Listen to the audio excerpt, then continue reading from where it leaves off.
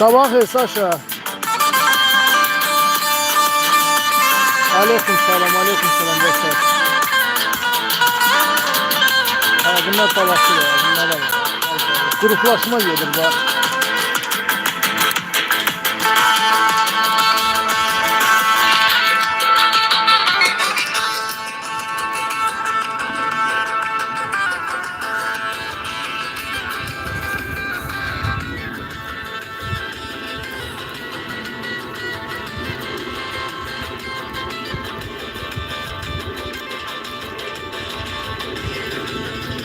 Yok qaqa, yağış yağıbdı.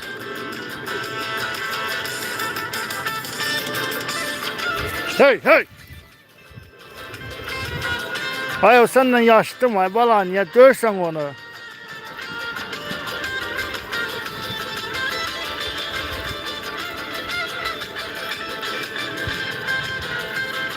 Saşa, bizde ruh koydular qala. Ruhumuza kimi qayırdılar. Cavan yaşda, ruh qalıb dincələr ruhda.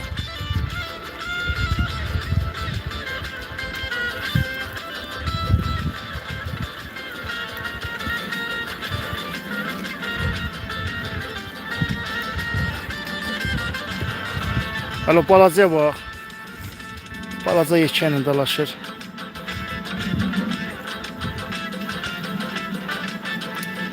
Ayten, xoşuna gəlmir, qulaq asma, başına dönür. Maşın aparsan üstüne, maşını qayıtdırmırsa.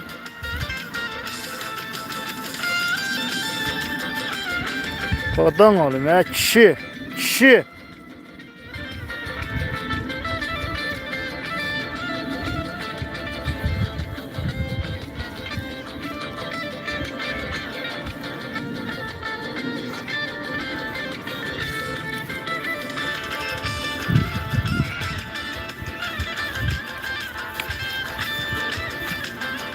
Balanda da aç sen Allah. 35 yaşım var. Təzədən mən bal ola salım yoxdur.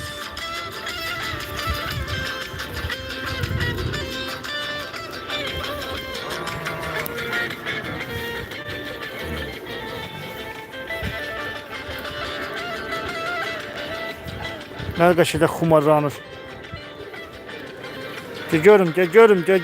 Görüm. Kuzularımın atası. Yaxşı.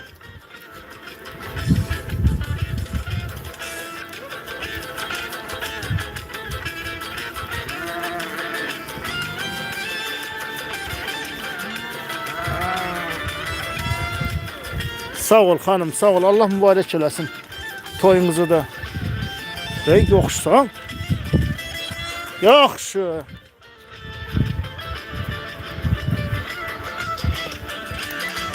Şaşa, ay Samir, duran bir şey atı olubdu.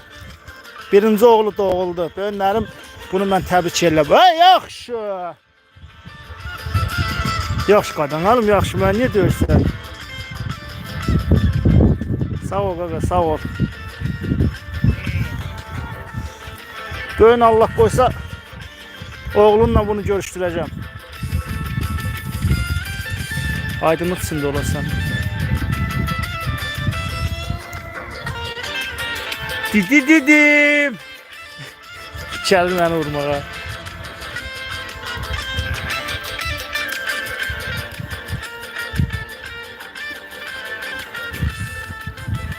O bir telefon yaxşı göstərir canlını. Bu xırda göstərir şey.